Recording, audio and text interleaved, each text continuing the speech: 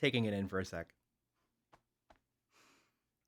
Off script, but just taking it in for a sec. Greetings, and welcome to the very first Altair Asian. My name is Brian Veloso, and I am the founder and CEO of Altair. On behalf of a team of 10 epic individuals that have been working their hardest to bring you a service that you can be proud of, thank you for joining us. Also, a heartfelt welcome to those who are watching us live. It is honestly quite surreal to be streaming to you from this labor of love, and here we are, admittedly smitten by the fact that we are streaming this on Altair right now. If this is your first time seeing anything about Altair, let me begin with a quick introduction. Altair was founded on the notion that streaming didn't have to be the Wild West, mentally taxing, burnout prone mess that so many amazing creators, large and small, have experienced. In today's landscape, the concept of unlimited engagement has taken a real toll on the health and safety of both end users and the creators that work to entertain, inform, and educate. Creators in particular have been at the mercy of the platforms they use, constantly being pushed to their limits, straining their health both physically and mentally through the use of guilt-based tactics and potentially anxiety-inducing metrics. If you're a creator who has struggled to take a day off or have suffered burnout in the process, we see you. Know that as a former full-time creator myself, Altair aims to provide an alternative script for your career. Now, with that out of the way, what even is an alteration? I mean, other than a great play on words. Thanks, Dave. If you're not already aware, we plan to operate in seasons at a company level. This is in stark contrast to many modern tech companies who develop their products in 2-week development cycles or sprints. While this agile method isn't inherently flawed, it ultimately works against the best interests of users. For over 15 years, we've seen new products released without any forewarning, which has caused confusion and even whiplash amongst its users. This is because the entire mindset focuses on shipping products no matter the cost, rather than mindfully analyzing the complete cost of a potential product idea and then executing. Get one thing done, get what's minimally viable out the door, and then move on to the next thing. We've been inspired by select companies in the gaming industry, like Creative Business Unit 3 at Square Enix, better known as the developers of Final Fantasy XIV, which we're huge fans of, if you couldn't tell. I mean, who wouldn't be a fan of the critically acclaimed and Best Ongoing Game Awards winning MMORPG? Don't buy it, though. Apparently, the servers are burning. It's okay. Success. Yoshi P. We got you. So with that in mind, one could see this program as a live letter of sorts. It's one way that we'll use the platform we're building to communicate with you on an ongoing and predictable basis. Transparency is one of our pillars or tenets of our organization. So before each new season, we'll produce an alteration, giving you insight on the features we'll be releasing, as well as how we're doing as a company, just like you'd see from your favorite ongoing video game. Since starting Altair back in July of last year, it has been one of my aims to run the company in a manner that's different than most companies you interact with daily. We're design-led and minority-owned. We're not funded by venture capitalists, and we're not out to make users a means to an end. We're a registered public benefit corporation, which means that the social benefits we want to provide are baked into our legal bylaws. On that same note, we've recently received our pending B Corp certification. If you're on the Altair page, the logo's right down there. Meaning that we will be taking the next year to elevate Altair the company to the standard set by B Lab. This nonprofit organization has certified companies like Ben & Jerry's, Patagonia, and Bombas. Apparently, I have it in my notes that their socks are really good. But let's go back to the venture capital piece real quick. While it's increasingly exhausting to see companies take in millions of dollars with the inevitable conclusion of being a payday for investors at the expense of users, they can operate quite swiftly. They can hire fast and pay top dollar for the best engineers, designers, and office staff.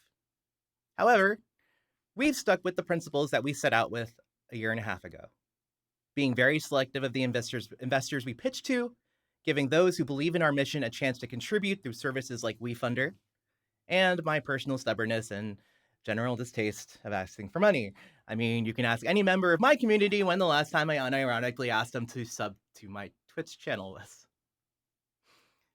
So, what we might lack in financing, we have paid for in time.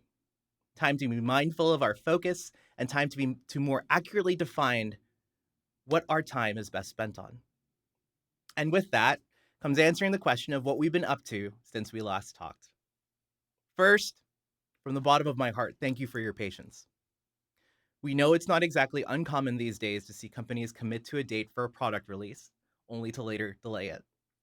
It was, of course, not an easy decision by any stretch of the imagination, but in truth, we were simply not ready to release a product we would be proud of.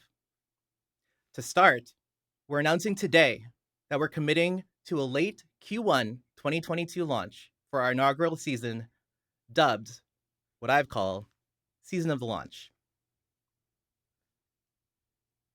To set expectations, we'll be airing 2 more alterations before then, with tentative dates of early February and March. Alterations 2 and 3 will focus more on more specific parts of the product as those pieces get finalized, developed, and tested. Subtitled VODs as well as summaries of each alteration will be posted on our blog shortly after they air, in case you or anybody you know happen to miss the live showing. That said, we look forward to welcoming you, your friends, and your communities to Altair before my spring allergies start taking their toll. In the months since our last forays on social media, we've been busy with a redefinition of sorts. A lot has changed in a year and a half, and that's especially true of the environment around content creation. When I first talked to Cody, our CEO, about joining me on this wild ride, we had numerous discussions about what technologies we wouldn't use because we saw how their implementations panned out at other streaming services. Every month this year has challenged us with one thought experiment after another, from our video backend to our code of conduct. Speaking of policies, let's start there and work our way up. We're currently wrapping up our initial terms of service and privacy policy and related policies and revising our code of conduct to be more tailored to our specific needs. After our initial conversations with AnyKey, our code of conduct changes were inspired by their approach. When published, the documents mentioned will provide the legal framework necessary to operate. And it's exactly that, a framework. To demonstrate, let's start with an example, payouts. While working with our legal team on the first drafts of what would become our terms of service, some interesting discussions were had on payouts. Specifically, the standard language used for minimum payment amounts was as follows. For each pay period, a minimum of $100 must accrue to a creator's account before Altair will remit payment to the creator. Altair will have no obligation to pay the creator unless the balance of the creator's account with Altair Interactive exceeds $100. Sounds familiar, doesn't it? From the outset, we came into this wanting to avoid the I didn't get paid this month because I only made $99.99 scenario. So unhappy with this, I pushed back. I was basically told the clause was there as protection for the company from fees that could be charged by payment processors for paying out amounts lower than $100. The way I interpreted this was that this clause served as a backstop for the company in case our payment processor sometime in the future implemented something similar to this that would make paying our creators prohibitively expensive if they earned less than $100. The alternative to this from a policy standpoint is to nix that clause altogether, which could leave the company vulnerable to suddenly being able to simply operate. So again, that's the policy. We define procedure as how we apply our principles at Altair to policy. Lots of P words here, but the most important of which is we want you to get paid eventually. So our initial approach was to start a payout when the creator hit the $100 mark in a given month, or payout when a creator has made over 3 months, whether that's $5 or $99. Going forward, we want to stick to that being our procedure on payouts, despite what the legal policy says. So yes, folks will read our policy documentation and interpret it as the law of Altair. And we plan to, in more places than just our policy documents, outline what our procedures are to the best of our ability. And any changes to our procedures will be communicated with you with the same importance and urgency as a legal policy change. Before I move on, shout out to the team at Odin Law and Media for accommodating my rather idealistic nature. Apparently, it doesn't vibe well with legal things. Moving up the stack a little, let's talk about the technology backing Altair as we head into season 1. So Cody's expertise lies in IT and operations, while Dave, Raul, and I have more expertise in design and user-facing front-end technologies. It was not long after we started planning the initial launch timing that we realized we needed a little bit of help building out a solid foundation for the back end of our service. While all of us have played around with that area of the stack, we didn't want to incur the inevitable technical debt that would be created by building off a foundation that would be shaky at best. Instead, we wanted to come in with a solid streaming service on day 1 of season 1 because honestly, that's what creators and their communities expect. So I reached out to some old friends at RevSys, a small firm based in Lawrence, Kansas. 3 outstanding gentlemen from RevSys, Frank, Greg, and Mark, shout out to them if you're out there, have been helping us bring our visions into reality. But, unfortunately, some of the assumptions we entered the partnership with didn't actually pan out as expected. For one, we had to change the services that we would use to log you in or determine what permissions you've been granted from something pre-built to something that we had to architect ourselves in-house because of the basic features we wanted to launch with. And let me be clear, basic to Altair did not equate what's considered basic in the industry. One great example of this is what we've described as our tenet of consent. Most of the features on Altair will be opt-in from both the provider and the consumer's end. For example, metrics are opt-in, which is one of the pieces we harp on about the most. But seeing those metrics are also opt-in. So if our wonderful product lead, Jackie, the provider in this case, chose to share her metrics such as her follower number or how many users were watching her, and I, as the consumer, didn't want to see any metrics on the service whatsoever, I could do that. So every permission is more challenging to implement because we have to derive what dictates consent from this. We could have just kicked this can down the road and worked on it later, but this is a core piece of functionality that we wanted in some form out of the gate. So we're thankful we've had the help from the folks at RevSys to architect it. Another example is that if you're watching us live, you currently can't chat. Our visionaries, and hello to you guys, thank you for being here, along with the others who have been following our progression closely, know that we've looked at the open source solution Matrix to be the savior of chat early on. It's an open standard, it has a good set of global moderation features, and it was meant to save us the work from having to architect something ourselves. As it turns out, I got hooked onto Matrix because of an incorrect assumption about Big Purple's use of IRC. Matrix is also attempting to be an equivalent to Slack and Discord with voice, rich media, and all the fixins. We'd only be using 10% of that. My grand assumption going in was that we had to go with Matrix because nothing else had the features we wanted, like global moderation, outlined explicitly, and using a technology we were familiar with.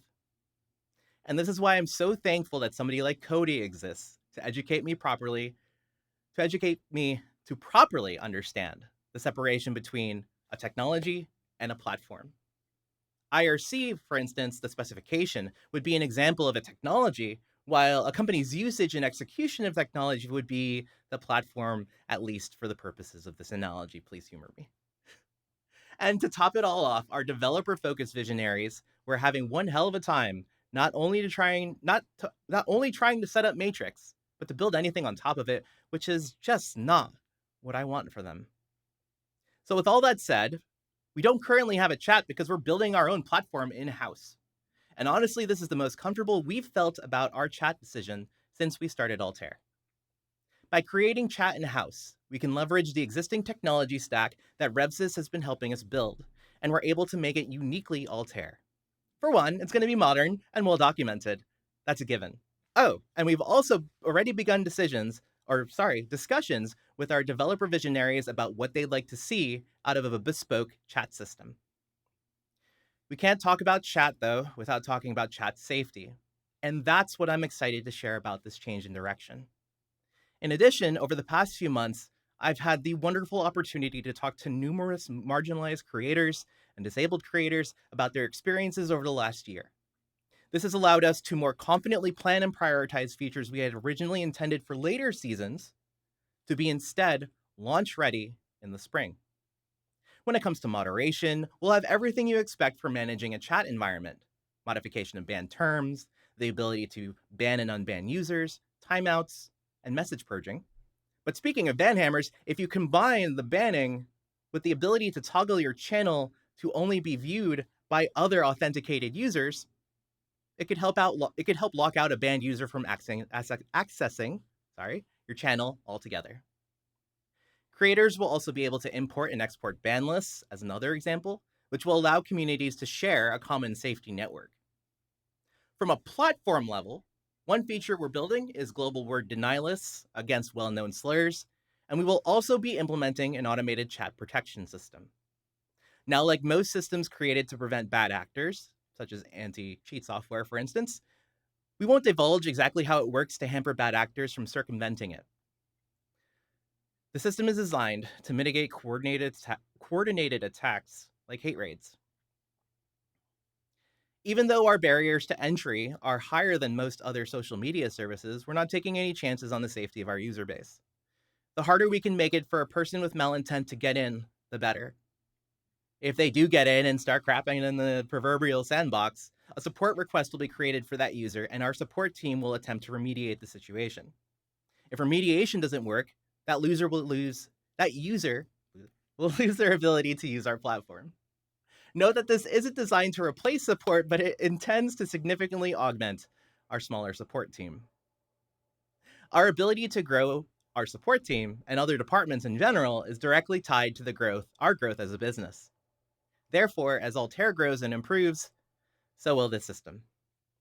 Now, I've been talking a lot. And yes, it's in part because I am extraordinarily long-winded and I could probably go on for days.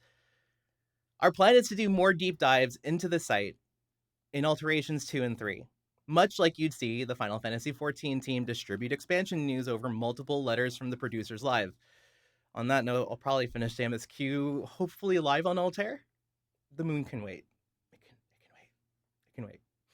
Anyway, we do have a few pieces of functionality that we would like to demo for you of what will be available in the spring. So I'll hand things over to Cody for a walkthrough of our registration process and two-factor authentication requirement. Hey folks, this is Cody Wilson, Chief Technology Officer for Altair. Let's dive into registering a user on Altair and enrolling in 2FA. This is Altair's registration screen. The first thing we'll ask is how you want to log in to your Altair account. You can create an Altair account and log in with those credentials, but you can also use a Discord or Google account if you'd like. We might add additional services here, but for now, we're starting with these two. Next, you'll choose your Altair username. If you used a third-party service to authenticate your Altair account, like Discord or Google, we don't assume that you want your Altair username to be the same as what you use on that service, so no need to worry. Pretty easy. Also, just as a heads up to all of our visionaries who've already reserved your usernames, this workflow is going to be slightly different for you. Rest assured that you don't need to race to reserve your usernames. We got you covered. Next, it's time to enroll in two-factor authentication. Currently, Altair requires you to use a true one-time password, or TOTP, supported authentication tool to provide a second factor in addition to your password when logging in. We're also working on adding additional factor options that are more accessibility friendly, but those aren't quite ready to show yet. In order to enroll, you'll need to use a TOTP app. You might already have one of these. If you use apps like Google Authenticator, Authy, or 1Password, then you're already set. If not, you're going to want to get one. In following best security practices for using two-factor authentication, we do recommend you use a separate device from your computer to serve as your second factor. This could be a smartphone or maybe a tablet. If you don't happen to have one of those, you can also use desktop apps provided by Google Authenticator or Authy. They work just the same as their smartphone app counterparts. We're going to use 1Password in this example. All right, we've got a handy dandy QR code you can use on a smartphone or tablet to enroll your device. However, if you're using a desktop application for your TOTP factor, or if for some reason reading the QR code doesn't work, you can use the code here to enroll your device. Once you've added Altair to your TOTP app, we confirm the system is working by entering the code that your TOTP app provides into the page. That's all there is to it. In case you lose your second factor, we also generate backup codes. These should ideally only be used in an emergency, as each one of these backup codes is one time use only. We highly recommend that you save these somewhere safe. You could, say, put them in a password safe like LastPass or 1Password. Write them down in your super secret journal. Print them out and shove them under your mattress. It doesn't really matter where, so long as they're safe from folks that might want to get access to your account, but available to you if you need them. If you don't have access to these codes and lose access to your second factor, it will make account recovery pretty difficult. Once you've completed your 2FA enrollment, we'll verify your email address. Once you get an email from us, use the link within that email to complete verification. And with that, it's time for onboarding. Now we're ready to start adding a little information about ourselves and what we'd like to do on Altair. As a user on Altair, identity is one of our core tenets. So in onboarding you, the first thing we ask you for is your pronouns. We have a fairly extensive list of options here, but we also know that some folks have hybrid pronouns that aren't completely covered by what we have today. Those are coming in the future, though, so please look forward to it in a future update. Consent being another of our core tenets, we also ask you for your consent as to who can see your pronouns, as well as whether you'd prefer to see others' pronouns on Altair, be it in chat or on a user profile. If you'd rather, however, you could choose not to share any pronouns with us, and that's okay too. You can skip right on to the next section if you'd rather. Next, if you'd like, you could choose a flag to represent your identity. Currently, our flag choices represent folks within the LGBTQIA plus spectrum, but we have more in the works. If you don't see something here that speaks to you, however, and you have a suggestion of something to add, let us know by clicking the link below. All right, once we've done that, now is the time to choose personas. On Altair, we recognize that not everyone on the platform is here to create content, or maybe they want to create different kinds of content. So, we don't assume that out the gate. This allows us to provide you with a more mindful experience from the beginning of your time with us, another one of our tenets. Personas aren't a single choice either. You could choose to have one, many, or every persona on your account. Right now, we only have support for the streamer persona, but we want to add personas for artists, musicians, and more in the coming seasons. Some of our personas, including streamer, require additional onboarding that will happen after this general user onboarding. This is to allow us to collect the information required to facilitate payments, among other things. We look forward to showing you how that works in a future alteration. Lastly, you've got some profile information to fill out. This is information that you're comfortable sharing with everyone on Altair. This includes a profile picture, a small bio or biography about yourself, and if you're enrolling with the streamer persona, we'll also ask you about what kind of content you expect to stream. You can change this at any time after enrollment, so fear not. You don't have to decide right away or worry about if you can change it if your community shifts in a different direction. Or maybe you change. Who knows? Well, hey, that's what it looks like to register an account on Altair. We're excited to see all the new accounts join us and make Altair their new home for content creation. Once again, I'm Cody, CTO of Altair, and we can't wait to show you what's coming next down the pipe. But hey, enough about me. I'll let you get back to Brian. Thanks, buddy. Two-factor authentication, by default, is one of those features I feel differentiates us, as it puts safety at the forefront of the service. Is it a perfect defense? Absolutely not. And as Cody said, we're working on ways to make the process as painless as possible for disabled creators without sacrificing the method's integrity.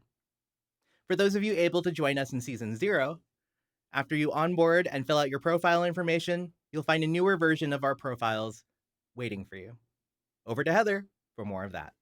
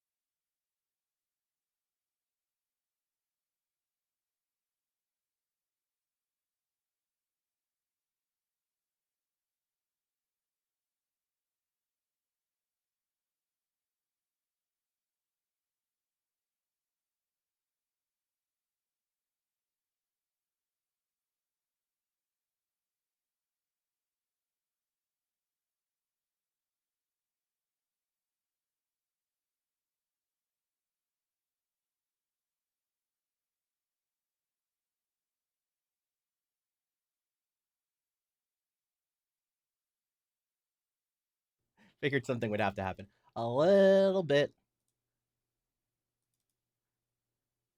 We'll cut this in post.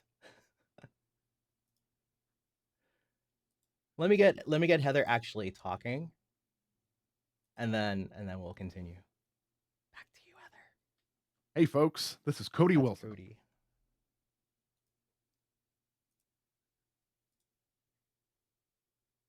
Let's dive in. In our previous profile design, there wasn't a whole lot one could do with it. Your bio and your pronouns would appear, and well, that was about it. Meanwhile, we've been working to give this a much needed uplift, so let's take a look. Originally, the header area was pretty static across all users. Now we've added some options to allow you to customize your header and make it more you. If you're a streamer and you're offline, or if you're a user that doesn't have a streamer persona, the type of information you'll want to showcase is different than when a streamer persona is online on their profile. We recognize that, so we made a few changes here as well. We won't show the player for watching live video here if you're an offline streamer or if you're not a streamer. We figure that's an awful lot of space being used up by something not in use, so we just move that out of the way here. If you'd like, you can upload an image here or even have a highlighted video instead if that's your jam. Lastly here, we completed our first pass on our profile modules. These will allow you to add info or links to socials, other sites your community might be interested in. We think they'll look pretty neat, but in case you want to make them more you, we've got some pretty sweet customization options. That's the new profiles. We hope you like the changes since you've last seen them. Now let's get back to Brian. In case you thought we pre-recorded my bits, that's a big fat no. But thank you, Heather. We're not going to assume everybody's a streamer, and the persona system is one of the features that makes Altair special, as it serves as a separation between your identity, your profile picture, your pronouns, and your pride, and what you do: stream games, create art, or program bots. The profile for any single or combination of personas should be a piece of your identity that you can be proud to share. Before we wrap up this first alteration, let's rewind a little bit. One of the earliest initiatives I wrote for the team was something that I dubbed Project Crusade. For those of you unaware, as many other content creators have done over the years, I gave my community a name: the Crusaders. So Project Crusade was created to answer the question, what do we need to build in order for me to move my community from one platform to Altair? Those answers would serve as our guide to what Season 0 and Season 1 would need to be before launch. And given the events of the past year, the scope of that project has grown to encompass not only the features you would expect, like emotes and acceptable video quality, but also the safety you and your community deserve. When it comes down to it, technology is just that: technology. When Altair launches, all you'll need to do is change the service you're streaming to in your software of choice. So while we're incredibly excited about a lot of the technological advances that lie farther down our roadmap, I've always seen us as a company that can contribute to the greater good of the industry based on our tenets and principles. How fast your video travels from one computer to another, or what resolution and bitrate you can create with, doesn't matter if you neither trust nor feel safe on the platform you're using. Our measure of success is seeing all of the communities that choose us as a part or full-time home thrive, to see creators thrive, to move the needle on an industry that for too long hasn't prioritized the wellness of their most dedicated. And we are working to make sure Altair can have a small part in that greater journey. And that wraps it up for the first of hopefully many alterations to come. I want to take this time to thank my team for sticking with me for the past year and a half. Also to my Crusaders, RevSys, our visionaries, our investors Alex Yang, Zach Holman, and all of our investors on WeFunder, thank you for believing in us. From all of us on Team Altair, have a wonderful holiday season and a very happy new year. We'll see you in 2022.